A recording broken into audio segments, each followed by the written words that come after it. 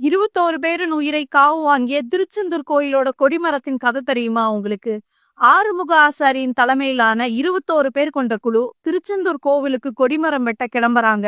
போற வழியில இருக்க அம்மன் கோயில் வழிபட ஆறுமுக ஆசாரி மட்டும் கருவறைக்குள்ள போறாரு. அப்ப அம்மனோட கண்ல இருந்து கண்ணீர் வருது.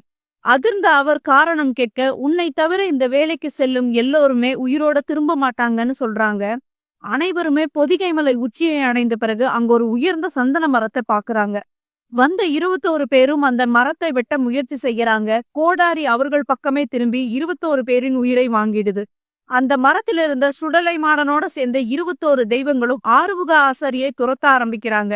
அவர் தாமிரபரணி ஆற்றோடம் இருந்த சொரிமுத்தையனாரிடம் போய் தஞ்சமடைகிறாரு. சொரிமுத்தையனார் சுடலை மாடனை சமாதானம் செய்து இந்த கொடிமரத்தை திருச்செந்தூர்ல பிரதிஷ்டை செய்த பிறகு நீங்கள் அனைவரும் போய் அதுல வாசம் செய்யலான்னு அனுமதி வழங்குறாரு. அந்த மரம் தான் இப்போது திருச்செந்தூர்ல கொடிமரமா அமைந்திருக்கு. இது போல முருகன் கதைகளை கேட்க சேனலை சப்ஸ்கிரைப் பண்ணுங்க.